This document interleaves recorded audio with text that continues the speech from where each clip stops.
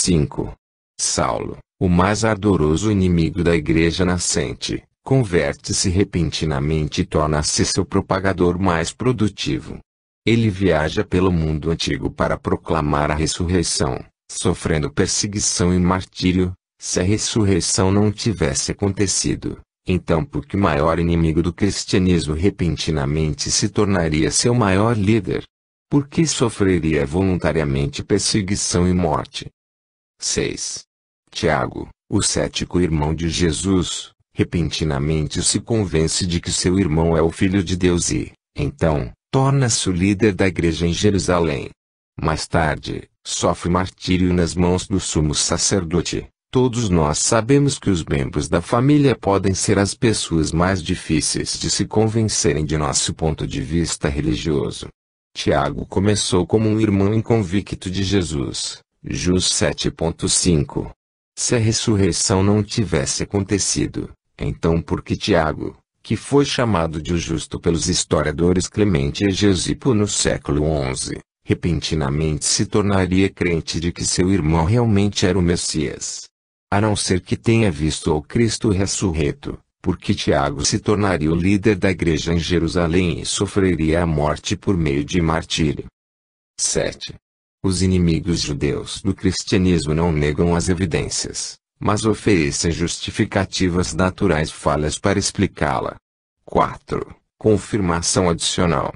As referências coletivas de outros historiadores e de autores antigos confirmam essa linha básica da história dos documentos do NT, e várias descobertas arqueológicas confirmam os detalhes que esses documentos descrevem.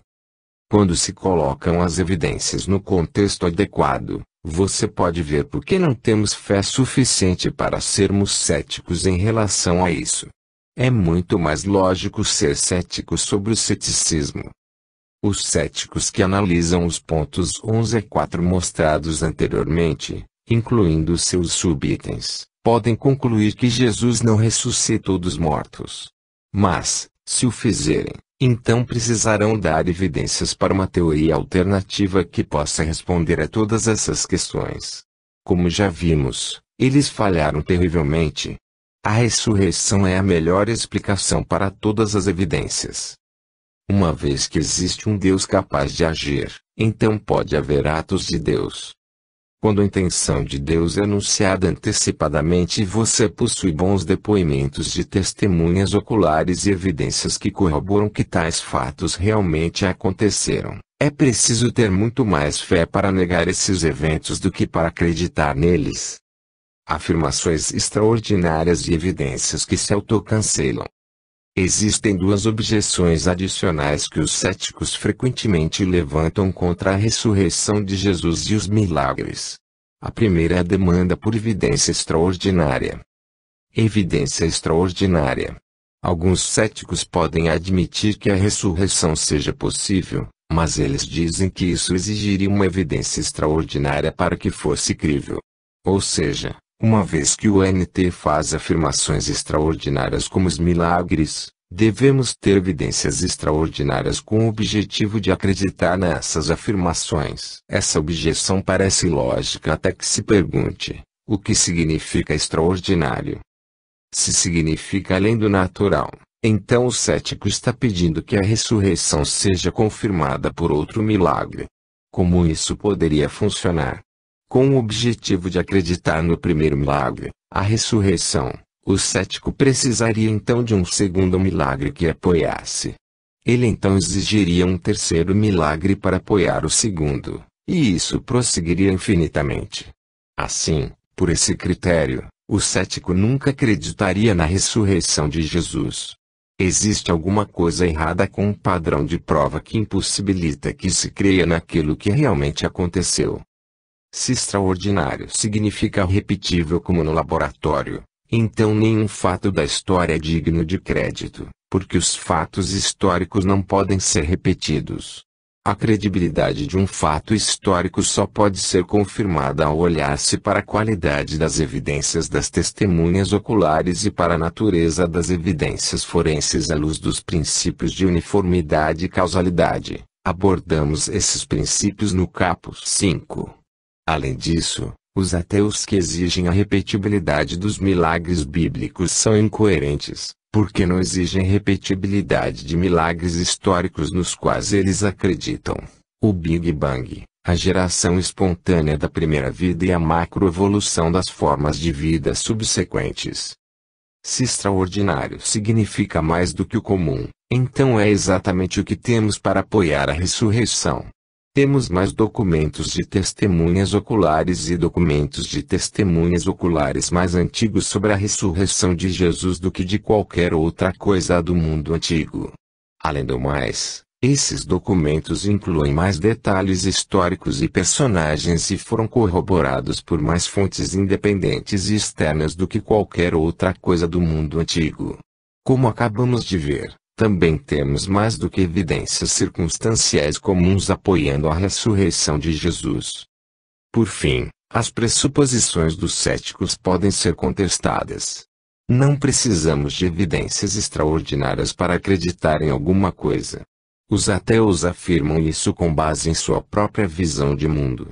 Eles acreditam no Big Bang não porque ele tem evidências extraordinárias favoráveis, mas porque existem boas evidências de que o universo explodiu e passou a existir do nada. Boas evidências é tudo de que você precisa para acreditar em alguma coisa. Contudo, os ateus não possuem nem mesmo boa evidência para algumas de suas próprias crenças tão preciosas. Os ateus acreditam, por exemplo, na geração espontânea e na macroevolução somente pela fé. Dizemos somente pela fé porque, como vimos nos capítulos 5 e 6, não apenas existe pouca ou nenhuma evidência para a geração espontânea e a macroevolução, mas existem fortes evidências contra essas possibilidades. Além disso, os céticos não exigem evidências extraordinárias para outros fatos extraordinários da história.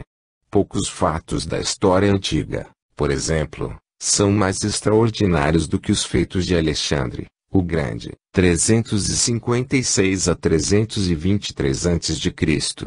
Apesar de ter vivido apenas 33 anos, Alexandre alcançou um sucesso sem paralelo. Ele conquistou grande parte do mundo civilizado de sua época, desde a Grécia, indo ao leste da Índia e ao sul do Egito. Contudo, como sabemos tudo isso sobre Alexandre? Não temos fontes da época de sua vida ou de pouco tempo depois de sua morte. Temos apenas fragmentos de duas obras escritas cerca de 100 anos depois de sua morte.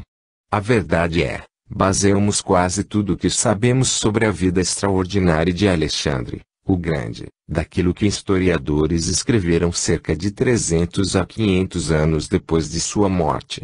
À luz das robustas evidências favoráveis à vida de Cristo, qualquer um que duvide da historicidade de Cristo deveria também duvidar da historicidade de Alexandre, o Grande.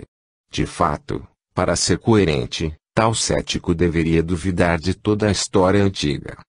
Porque os céticos pedem evidências extraordinárias para a vida de Cristo, mas não para a vida de Alexandre, o Grande. Porque se apegam novamente aos milagres. Apesar do fato de os milagres serem possíveis pelo fato de Deus existir, e a despeito do fato de que os milagres foram preditos e depois testemunhados, os céticos não suportam admitir que os milagres realmente aconteceram. Desse modo, colocam o padrão de credibilidade num nível muito alto.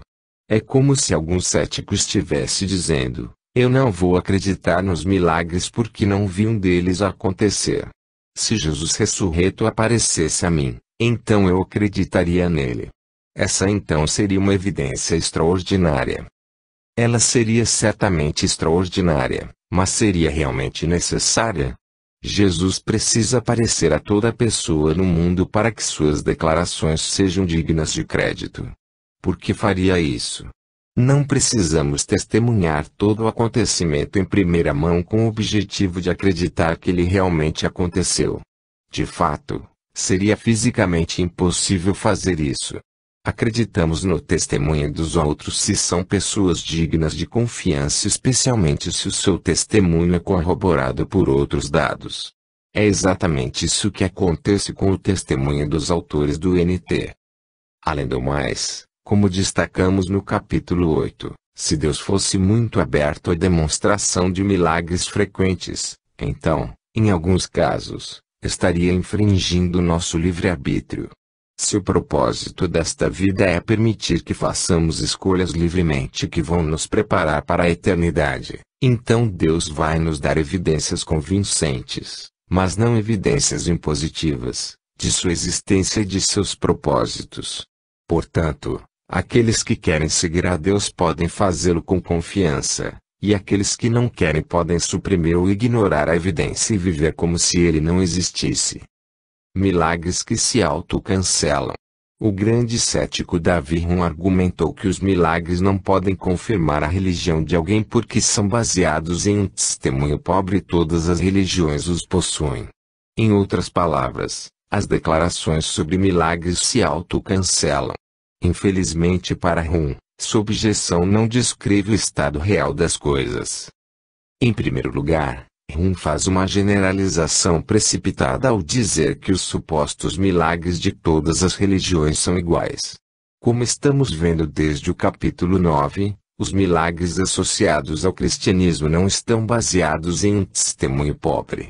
Eles estão baseados em um testemunho antigo, de testemunhas oculares e de múltiplas fontes que não possuem similares em qualquer outra religião mundial.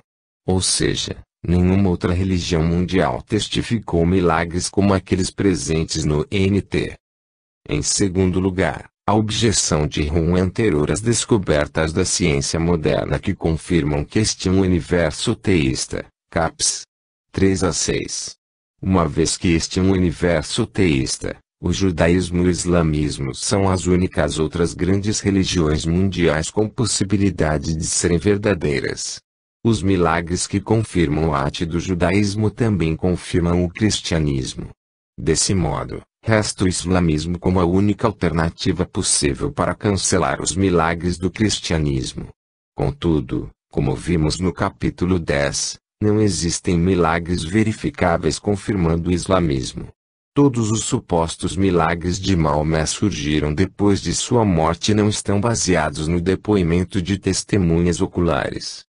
Por fim, a singularidade, a quantidade e a qualidade dos milagres do NT não podem ser explicadas por qualquer outra coisa que não seja uma causa sobrenatural.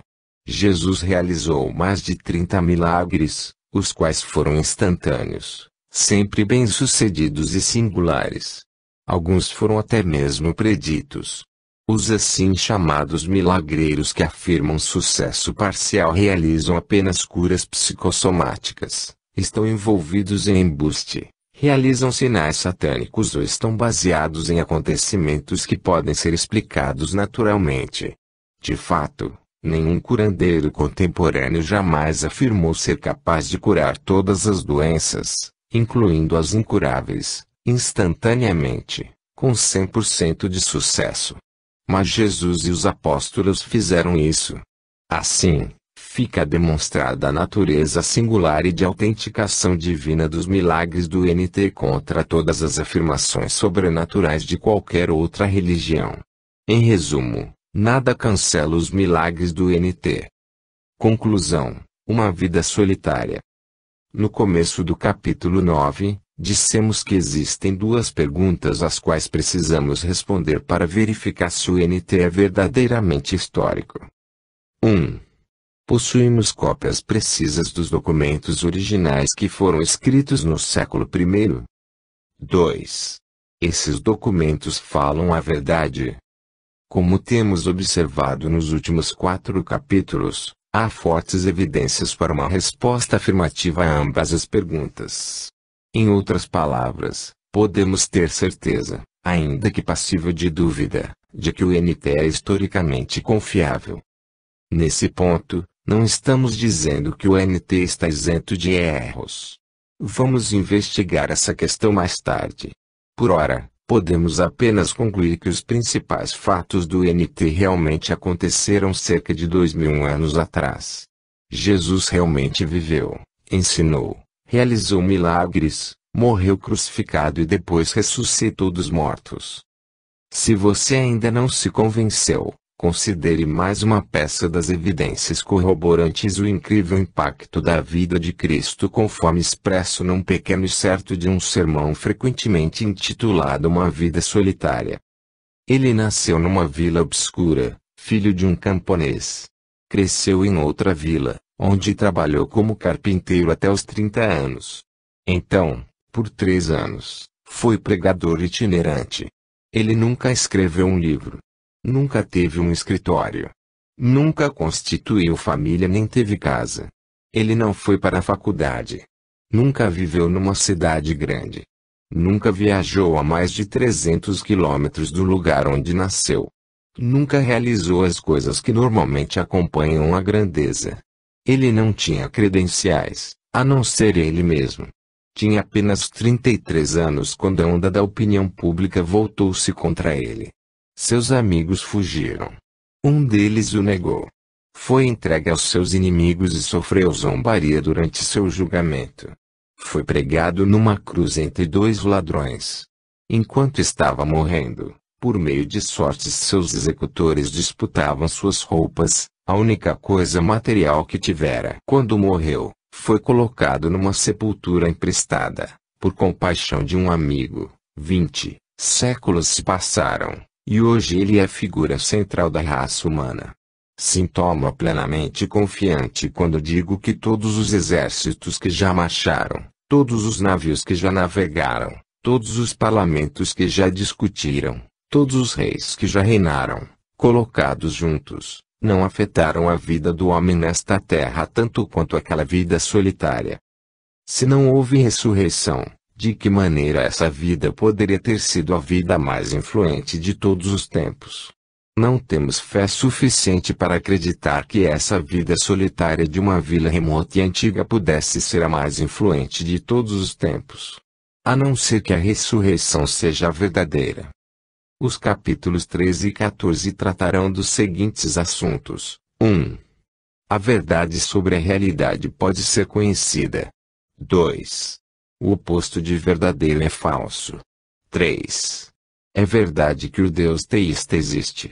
Isso é comprovado pelos seguintes aspectos. A. O início do universo, argumento cosmológico. B. O planejamento do universo, argumento teleológico, princípio entrópico. C. O planejamento da vida, argumento teleológico. D. A lei moral, argumento moral. 4. Se Deus existe, os milagres são possíveis. 5. Os milagres podem ser usados para confirmar uma mensagem de Deus, e como atos de Deus para confirmar uma palavra de Deus. 6. O Novo Testamento é historicamente confiável. Isso é comprovado por a. Testemunhos antigos. B. Relatos de testemunhas oculares. C. Testemunhos não inventados, autênticos. D. Testemunhas oculares que não foram enganadas. 7. O Novo Testamento diz que Jesus afirmava ser Deus. 8.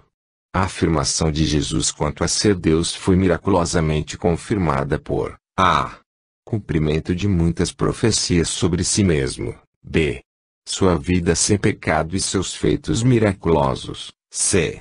A predição e a concretização de sua ressurreição. 9. Portanto, Jesus é Deus. 10. Todos os ensinamentos de Jesus, que é Deus, são verdadeiros. 11. Jesus ensinou que a Bíblia é a palavra de Deus. 12.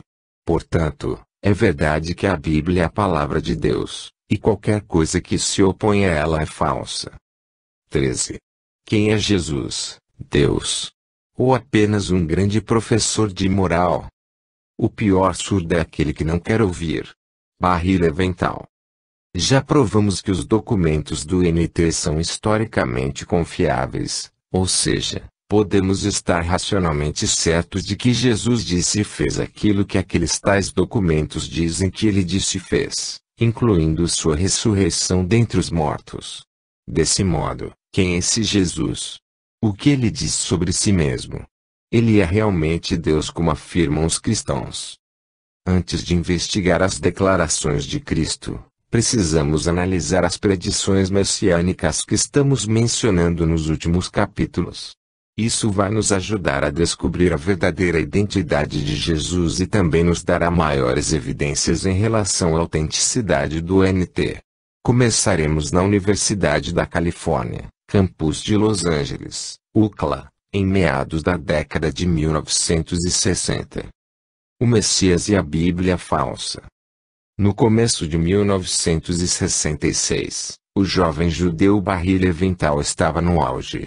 Como atacante e capitão do time de futebol americano da UCLA, Barry acabara de levar o time dessa universidade, que todos achavam que chegaria em último lugar naquele ano, a vencer pela primeira vez no Rose Bowl.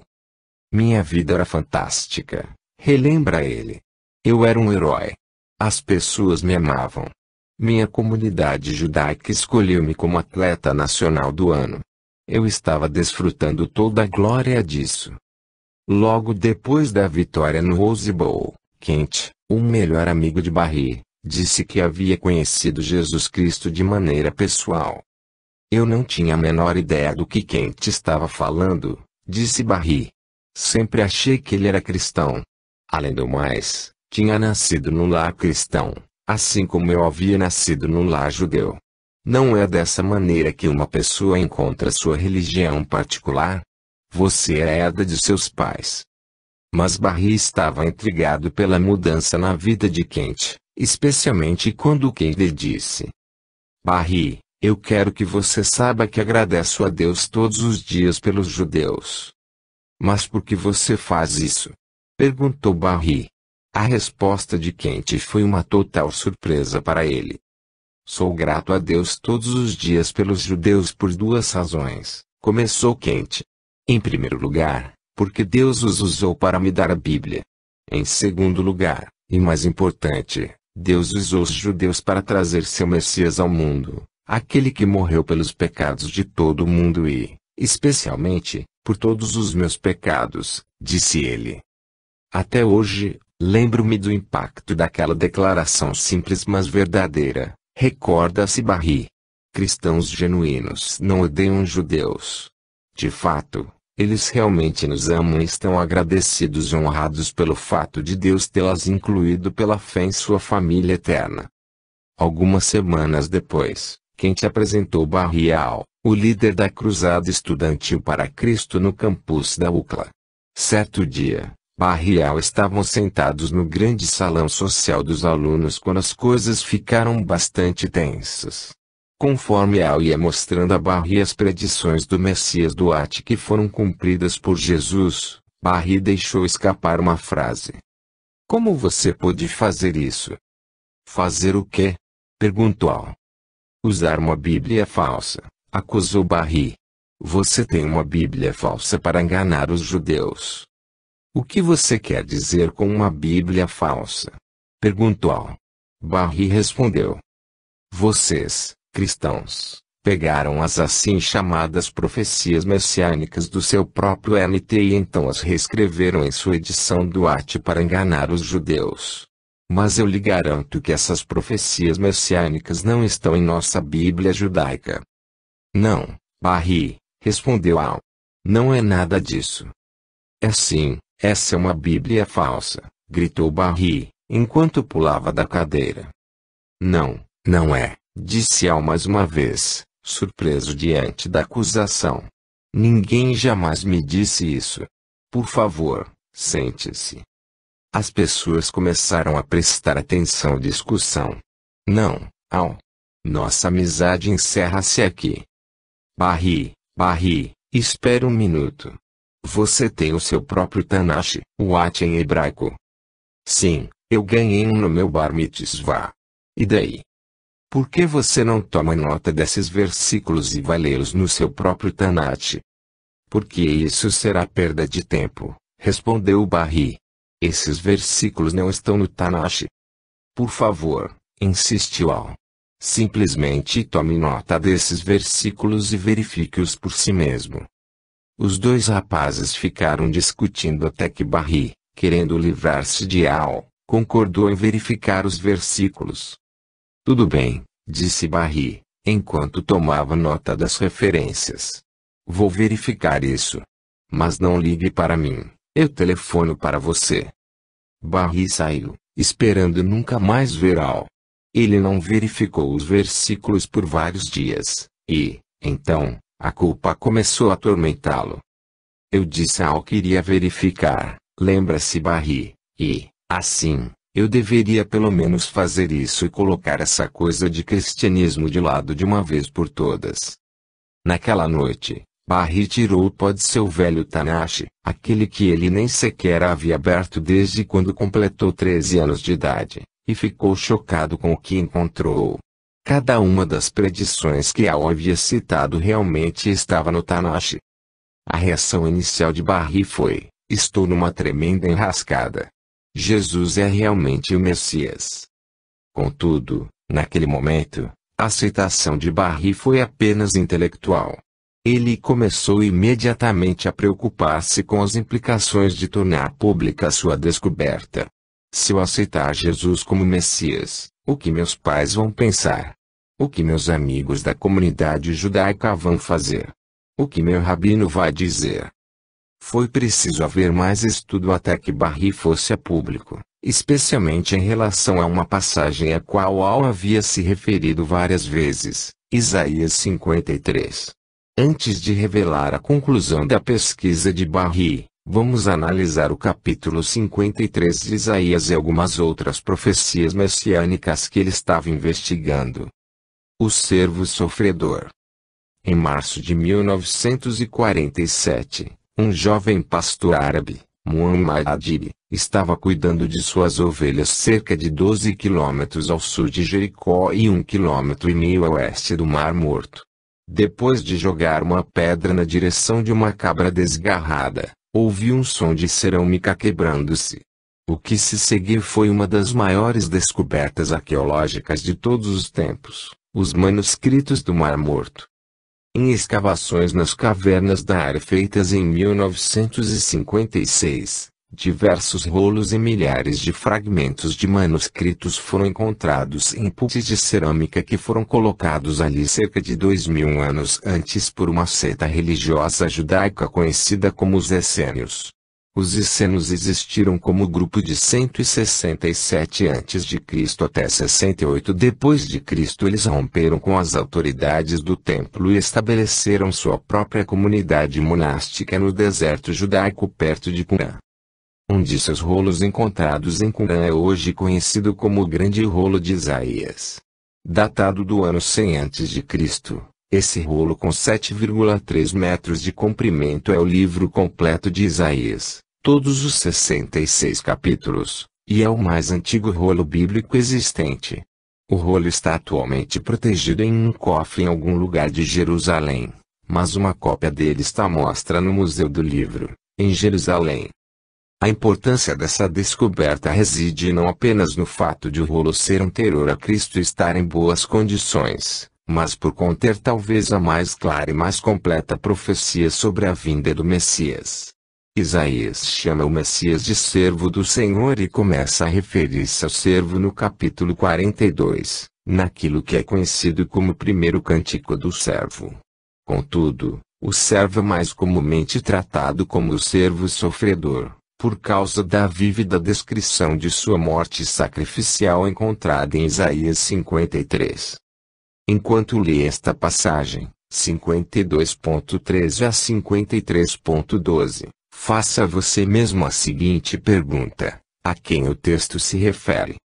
52.13, vejam, o meu servo agirá com sabedoria, será engrandecido, elevado e muitíssimo exaltado. 14. Assim como houve muitos que ficaram pasmados diante dele, sua aparência estava tão desfigurada, que ele se tornou irreconhecível como homem, não parecia um ser humano. 15. De igual modo ele aspergirá muitas nações, e reescalarão a boca por causa dele. Pois aquilo que não lhes foi dito verão, e o que não ouviram compreenderão. 53.1. Quem creu em nossa mensagem? E a quem foi revelado o braço do Senhor? 2. Ele cresceu diante dele como um broto tenro, e como uma raiz saída de uma terra seca. Ele não tinha qualquer beleza ou majestade que nos atraísse, nada havia em sua aparência para que o desejássemos. 3. Foi desprezado e rejeitado pelos homens, um homem de dores e experimentado no sofrimento. Como alguém de quem os homens escondem o rosto, foi desprezado, e nós não o tínhamos em estima. 4. Certamente ele tomou sobre si as nossas enfermidades e sobre si levou as nossas doenças, contudo nós o consideramos castigado por Deus atingido e afligido. 5. Mas ele foi transpassado por causa das nossas transgressões, foi esmagado por causa de nossas iniquidades, o castigo que nos trouxe paz estava sobre ele, e pelas suas feridas fomos curados. 6. Todos nós, tal qual ovelhas, nos desviamos, cada um de nós se voltou para o seu próprio caminho, e o Senhor fez cair sobre ele a iniquidade de todos nós. 7. Ele foi oprimido e afligido, e, contudo, não abriu a sua boca, como um cordeiro foi levado para o matadouro, e como uma ovelha que diante de seus tosqueadores fica calada, ele não abriu a sua boca. 8. Com julgamento opressivo ele foi levado. E quem pode falar dos seus descendentes? Pois ele foi eliminado da terra dos viventes, por causa da transgressão do meu povo ele foi golpeado. 9. Foi-lhe dado um túmulo com os ímpios, e com os ricos em sua morte, embora não tivesse cometido nenhuma violência nem houvesse nenhuma mentira em sua boca. 10. Contudo, foi da vontade do Senhor esmagá-lo e fazê-lo sofrer, e, embora o Senhor tenha feito da vida dele uma oferta pela culpa, ele verá sua prole e prolongará seus dias, e a vontade do Senhor prosperará em sua mão. 11. Depois do sofrimento de sua alma, ele verá a luz e ficará satisfeito. Pelo seu conhecimento meu servo justo justificará muitos, e levará a iniquidade deles. 12. Por isso eu lhe darei na porção entre os grandes, e ele dividirá os despojos com os forres, porquanto ele derramou sua vida até a morte, e foi contado entre os transgressores. Pois ele levou o pecado de muitos, e pelos transgressores intercedeu. A quem você acha que isso se refere? Barry tinha uma boa ideia de quem era. Lendo em seu próprio Tanakh, ele ficou chocado com os paralelos em relação a Jesus, mas estava um pouco confuso. Queria dar ao seu rabino uma chance para que explicasse isso. Lembro-me muito bem da primeira vez que confrontei seriamente Isaías 53 ou, melhor ainda, da primeira vez que ele certamente me confrontou, explica Barry. Bastante confuso quanto à identidade do servo em Isaías 53, fui até o meu rabino e lhe disse: Rabino, eu encontrei algumas pessoas da escola que afirmam que o assim chamado servo de Isaías 53 é ninguém menos que Jesus de Nazaré. Mas eu gostaria de saber de você, quem é esse servo de Isaías 53? Barry ficou surpreso com a resposta. Barry, devo admitir que, quando leio Isaías 53, realmente parece que o texto está falando sobre Jesus, mas, uma vez que nós, judeus, não acreditamos em Jesus, o texto não pode falar de Jesus, respondeu o rabino. Barry não sabia muita coisa sobre lógica formal naquele momento, mas sabia o suficiente para dizer a si mesmo: isso não parece coser para mim. O assim chamado raciocínio do rabino não apenas parecia circular, mas evasivo e até mesmo temeroso. Hoje, Barry observa, o pior surdo é aquele que não quer ouvir. Para aqueles que querem ouvir, Larrier Elier realiza um trabalho primoroso de resumir as características e as realizações do servo de Isaías. Começando com o primeiro cântico do servo no capítulo 42. Elier faz as seguintes observações com respeito ao servo. 1. Ele é escolhido pelo Senhor, ungido pelo Espírito e recebe a promessa de sucesso em sua empreitada. 42.1,4. 2. A justiça é uma preocupação fundamental em seu ministério. 42.1,4. 3. Seu ministério tem uma abrangência internacional. 42.1,6. 4. Deus o predestinou para o seu chamado. 49.1.5. Ele é um mestre talentoso. 49.2.6. Ele enfrenta desânimo em seu ministério. 49.4.7. Seu ministério estende-se aos gentios. 49.6.8. O servo encontra forte oposição e resistência aos seus ensinamentos, até mesmo de natureza fisicamente violenta. 50.4-6.9. Ele está determinado a completar aquilo que Deus o chamou para fazer. 50.7.10. O servo tem origens humildes, com poucas possibilidades exteriores de sucesso. 53.1,2.11. Ele experimenta sofrimento e aflição. 53.3.12. O servo aceita o sofrimento vicário em favor de seu povo. 53.4-6,12.13. Ele é morto depois de ter sido condenado. 53.7-9.14. Incrivelmente, ele volta à vida e é exaltado acima de todos os governantes. 53.10-12, 52.13-15. Além das observações de Elier, notamos que o servo também não tem pecados. 53.9. Uma simples leitura superficial dessa passagem deveria deixar poucas dúvidas de que o servo sofredor é Jesus. De fato, a interpretação judaica tradicional das passagens do servo era que elas prediziam o Messias que estava por vir. Ou seja, quando os judeus começaram a ter mais contato com apologistas cristãos cerca de 1000 anos atrás, reinterpretaram o servo sofredor sendo a nação de Israel. O primeiro judeu a afirmar que o servo sofredor era Israel, em vez de um Messias, foi Shlomo Yitzhaki, mais conhecido por Razi, c. 1040 a 1105. Atualmente a visão de Razi domina a teologia judaica e rabínica. Infelizmente para Razi e muitos teólogos judaicos atuais, existem pelo menos 3 erros fatais quanto à afirmação de que Israel é o servo sofredor. Em primeiro lugar, diferentemente de Israel, o servo não tem pecado. 53.9. Dizer que Israel é sem pecado é contradizer e negar praticamente todo o OT. O tema recorrente do OT é que Israel pecou ao quebrar os mandamentos de Deus e buscar outros deuses, em vez de seguir o único e verdadeiro Deus. Se Israel não tinha pecados, então por que Deus conferiu aos judeus um sistema sacrificial? Porque tinha um dia da expiação. Porque precisaram constantemente de profetas para adverti-los a pararem de pecar e se voltarem para Deus.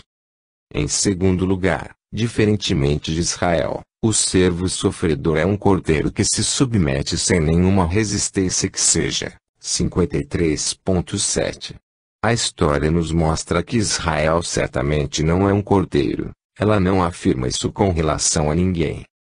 Em terceiro lugar, diferentemente de Israel, o servo sofredor morre em expiação substitutiva pelos pecados dos outros. 53.4 a 6,8,10 a 12. Mas Israel não morreu nem está pagando pelos pecados de outros. Ninguém é redimido em função daquilo que Israel faz. Nações e os indivíduos que as compõem são punidos por seus próprios pecados. Essa interpretação mais recente de Isaías 53 parece ser motivada pelo desejo de evitar a conclusão de que Jesus é realmente o Messias que fora predito centenas de anos antes. Mas não há maneira legítima de evitar o óbvio. Lembre-se, o grande rolo de Isaías foi escrito cerca de 100 anos antes de Cristo, e sabemos que o material que ele contém é ainda mais antigo. A Septuaginta, a tradução do arte hebraico, incluindo todo o livro de Isaías, para o grego, é datada de cerca de 250 a.C. Desse modo, o original hebraico deve ser ainda mais antigo. Além disso, manuscritos ou fragmentos de manuscritos de todos os livros do arte, com exceção de Ester, foram encontrados nos manuscritos do Mar Morto. Assim, não há dúvida de que o arte, incluindo a passagem do servo sofredor, É anterior a Cristo em várias centenas de anos. Acertando o alvo na mosca. Se Isaías 53 fosse a única passagem profética do Arte, já seria suficiente para demonstrar a natureza divina pelo menos do livro de Isaías. Mas existem várias outras passagens no Arte que predizem a vinda de Jesus Cristo ou são por fim cumpridas por ele. Podemos ver essas passagens na tabela 13.1. Passagem messiânica. Gênesis 3.15. Deus falando a Satanás: porém inimizade entre você e a mulher, entre a sua descendência e o descendente dela, este lhe ferirá a cabeça, e você lhe ferirá o calcanhar. Predição messiânica. Descendência de uma mulher, a descendência de Eva, literalmente a semente de Eva, terminará esmagando Satanás. Mas esse ser humano, diferentemente de outros seres humanos, será da semente de uma mulher, em vez da semente de um homem. Cf. MT 1.23. Passagem messiânica. Gênesis 12.3,7. Deus falando a Abraão: abençoarei os que o abençoarem e amaldiçoarei os que o amaldiçoarem, e por meio de você todos os povos da terra serão abençoados.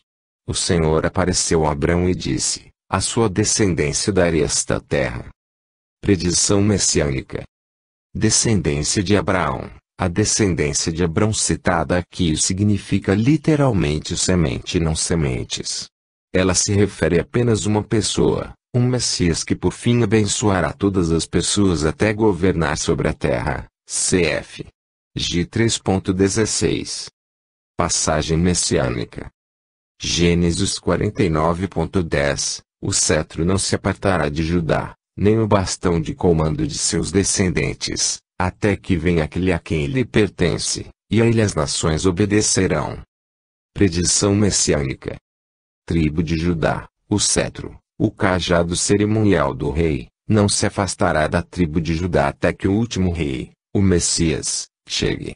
Em outras palavras, o Messias virá da tribo de Judá, uma das 12 tribos de Israel. Passagem messiânica. Jeremias 23.5,6. Dias virão, declara o Senhor, em que levantarei para Davi um renovo justo, um rei que reinará com sabedoria e fará o que é justo e certo na terra. Em seus dias Judá será salva, Israel viverá em segurança, e este é o nome pelo qual será chamado: o Senhor é a nossa justiça. Predição messiânica. Filho de Davi. O Messias será um filho de Davi e ele será chamado Deus. Passagem messiânica. Isaías 9.6,7. Porque um menino nos nasceu, um filho nos foi dado, e o governo está sobre os seus ombros. E ele será chamado Maravilhoso Conselheiro, Deus Poderoso, Pai Eterno, Príncipe da Paz.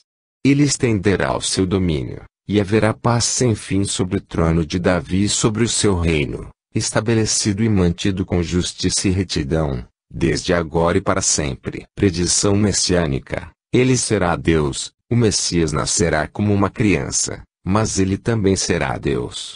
Ele governará do trono de Davi. Passagem messiânica.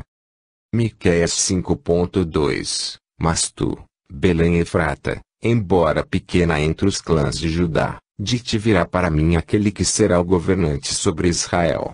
Suas origens estão no passado distante, em tempos antigos. Predição messiânica. Nascido em Belém, o Messias, que é eterno, nascerá em Belém.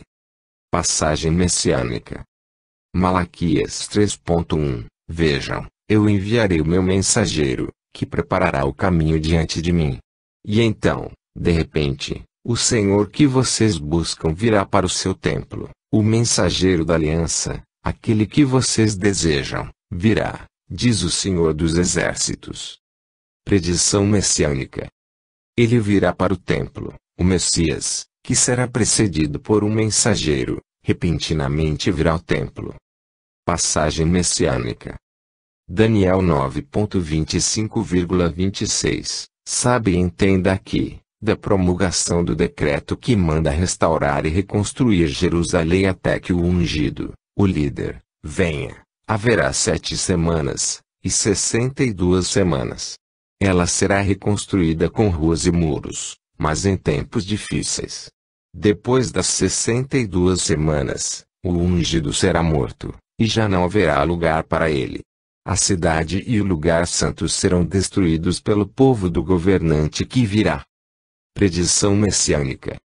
Ele morrerá no ano 33 depois de Cristo. O Messias morrerá, será cortado, 483 anos, 69x7, depois do decreto de reconstruir Jerusalém, o que equivale ao ano 33d.CV. Depois disso, a cidade e o templo serão então destruídos. Aconteceu no ano 70 depois de Cristo. Pergunta: quem, em toda a história do mundo, 1. É da descendência, semente, de uma mulher, 2. É da descendência de Abraão, 3. É da tribo de Judá, 4. É da linhagem de Davi, 5. É tanto Deus quanto o homem, 6. Nasceu em Belém, 7.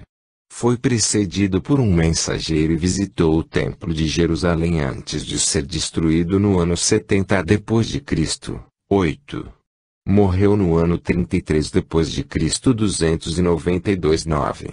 Ressuscitou dos mortos, e 53.1. Jesus Cristo de Nazaré é o único candidato possível. Somente ele acerta o alvo na mosca. É claro que o caso é fortalecido ainda mais quando consideramos outros aspectos de Isaías 53. Jesus também satisfaz todos esses critérios.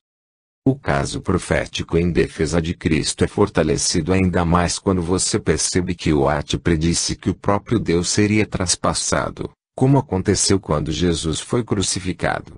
Conforme registrado por Zacarias, profeta do Ate, também escrito bem antes de Cristo, Deus diz: E derramarei sobre a família de Davi e sobre os habitantes de Jerusalém um espírito de ação de graças e de súplicas. Olharão para mim, aquele a quem traspassaram, e chorarão por ele como quem chora a perda de um filho único, e se lamentarão amargamente por ele como quem lamenta a perda do filho mais velho. ZC 12.10. Mais tarde, Zacarias prediz que os pés do Senhor estarão sobre o Monte das Oliveiras, a leste de Jerusalém. ZC 14.4. Essas predições referem-se à segunda vinda de Cristo, mas a referência a Deus ter sido traspassado e crucificado, pela família de Davi aos habitantes de Jerusalém obviamente está relacionada à sua primeira vinda. De fato, o apóstolo João cita Zacarias 12.10 como um texto profético sobre a crucificação, Ju 19.37. Podemos ver porque Barry percebeu que estava numa tremenda enrascada. Essas profecias messiânicas são muito mais do que coincidências. Elas estão muito além do que qualquer paranormal possa fazer. Alguma coisa verdadeiramente sobrenatural está acontecendo aqui, mas muitos de seus colegas judeus não viram.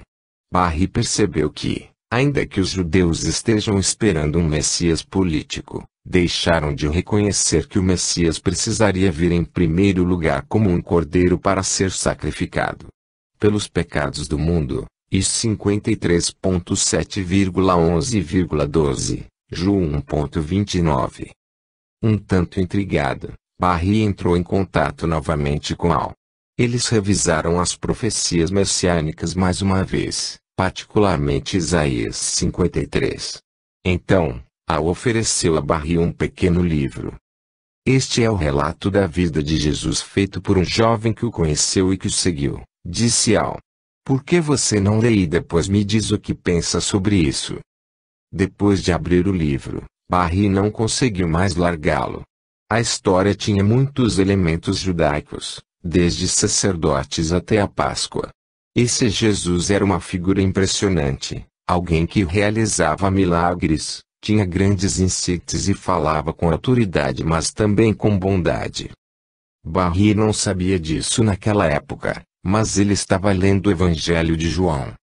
O jovem foi particularmente tocado pelo dom gratuito da salvação eterna que Jesus oferece a qualquer um que o receba. Sempre precisei me esforçar para ganhar tudo que eu quis na vida, lembra-se Barry.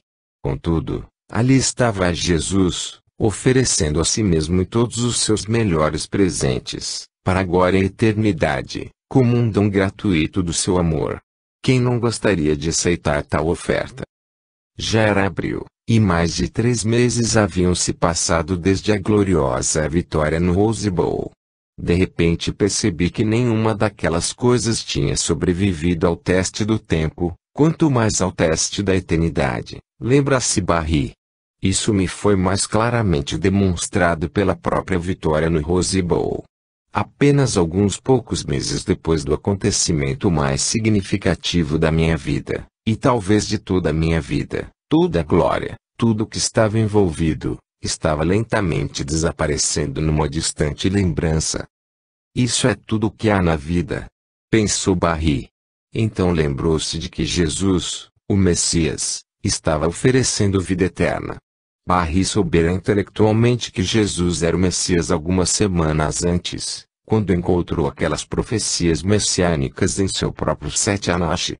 Mas acreditar que Jesus era o Messias não era suficiente, afinal de contas, até mesmo os demônios sabem que Jesus é o Messias. TG 2.19.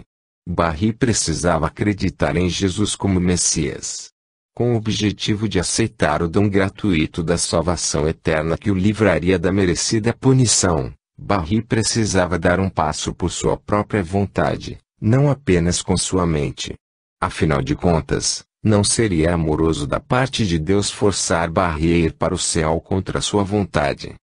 Na tarde de 24 de abril de 1966, Barry estava pronto para agir de acordo com aquilo que as evidências lhe mostraram que era verdadeiro. Ajoelhou-se ao lado de sua cama e orou: Jesus, eu creio que você é o Messias prometido ao povo judeu e ao mundo todo e, desse modo, a mim também. Creio que você morreu por meus pecados e que reviveu dos mortos para sempre. Desse modo, eu agora o recebo em minha vida como meu Salvador pessoal e Senhor. Obrigado por morrer em meu lugar. Barry diz hoje, não houve relâmpago nem trovão, mas apenas a sua presença pessoal e a paz que prometera, que não me deixou desde aquele dia. Desde sua notável descoberta, Barry tem alcançado o povo judeu com a verdade de que o Messias já veio. As evidências dessa verdade estão em suas próprias escrituras. O exame das evidências dessas escrituras é o foco do Southern Evangelical Seminary, próximo da cidade de Charlotte, Carolina do Norte, Estados Unidos, onde Barry trabalha atualmente como deão acadêmico e professor. A tampa da caixa da profecia. Vimos diversas passagens do At que são claras predições sobre o Messias. Elas foram cumpridas somente por Jesus Cristo. Contudo, os céticos são rápidos em destacar que algumas outras profecias citadas como messiânicas são tiradas do contexto ou não estão realmente predizendo o futuro. O Salmo 22, por exemplo, diz: perfuraram minhas mãos e meus pés.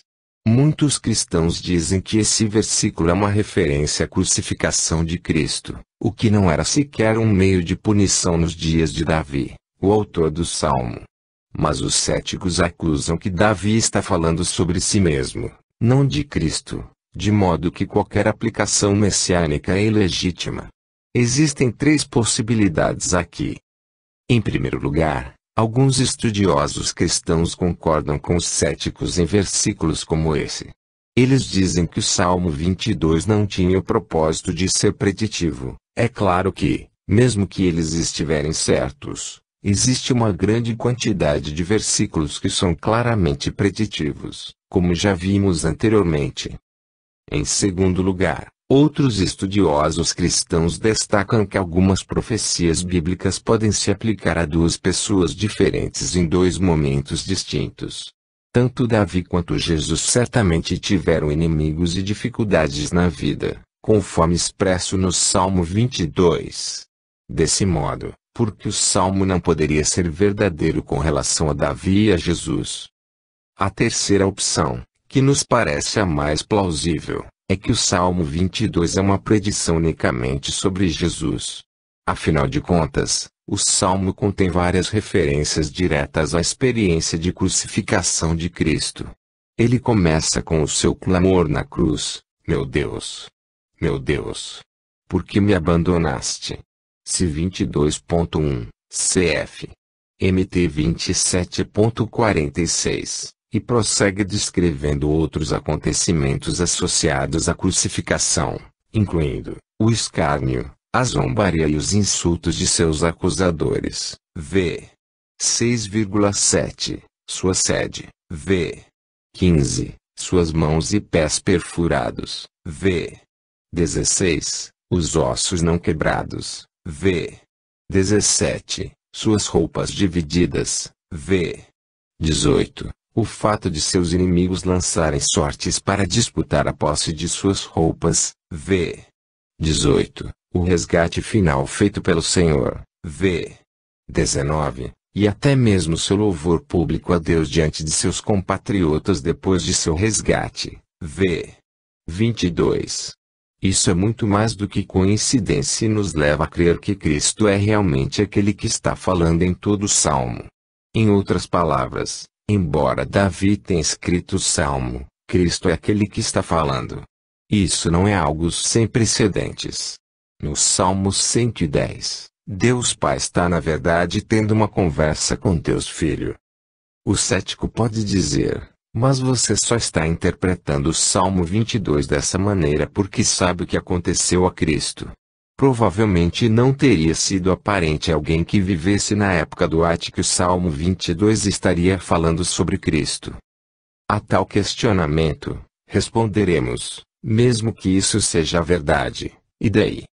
Pode ser verdade que certas profecias messiânicas do Ate tenham se tornado claras apenas à luz da vida de Cristo. Mas isso não significa que tais profecias sejam menos impressionantes. Veja da seguinte maneira: se não podemos fazer as peças de um quebra-cabeça terem sentido sem a tampa da caixa, por acaso isso significa que ninguém criou o quebra-cabeça? Não. Isso significa que não existe um projeto no quebra-cabeça? Não. De fato, assim que se vê a tampa da caixa, rapidamente percebe-se não apenas de que maneira os pedaços se encaixam, mas quanto projeto foi requerido para planejar as peças dessa maneira. Do mesmo modo, a vida de Jesus serve como a tampa da caixa para muitas peças do quebra-cabeça profético encontrado por todo o Ate. De fato, um estudioso da Bíblia identificou 71 profecias messiânicas do Ate cumpridas por Cristo, algumas das quais iluminadas pela luz da vida de Cristo. Alguns já resumiram essa questão da seguinte maneira: no Ate, Cristo está oculto; no NT, ele é revelado. Embora muitas profecias sejam claras de antemão, algumas só podem ser vistas à luz da vida de Cristo. Aquelas que se tornam claras depois de Cristo não deixam de ser um produto do projeto sobrenatural como são aquelas que já estavam claras antes de Cristo. Jesus é Deus. Como vimos, o Ate prediz a vinda de um Messias que nasceria como homem mas que, de alguma maneira, também seria Deus. Is 9.6. Jesus é a única pessoa conhecida que satisfaz as qualificações preditas do Messias. Mas ele afirmou ser Deus? Certamente os autores do NT afirmaram em diversas ocasiões que Jesus era Deus. No capítulo de abertura de seu Evangelho, João, por exemplo, diz que a palavra, era Deus e a palavra tornou-se carne. João 1.1,14. Paulo diz que Cristo é Deus acima de todos. RM 9.5. E que em Cristo habita corporalmente toda a plenitude da divindade. CL 2.9. Pedro diz que os crentes recebem de nosso Deus e Salvador Jesus Cristo a fé. 2 P 1.1. Mateus afirma a divindade de Jesus quando cita Isaías 7.14. A virgem ficará grávida e dará à luz um filho, e lhe chamarão Emanuel, que significa Deus conosco. MT 1.23. O autor de Hebreus diz: o Filho é o resplendor da glória de Deus e é a expressão exata do seu ser, sustentando todas as coisas por sua palavra poderosa. HB 1.3. Ele também cita Salmos 45.3 ao afirmar que Deus diz o seguinte sobre o Filho: O teu trono, ó Deus, subsiste para todos sempre. HB 1.8. Essas são afirmações claras da divindade de Cristo feitas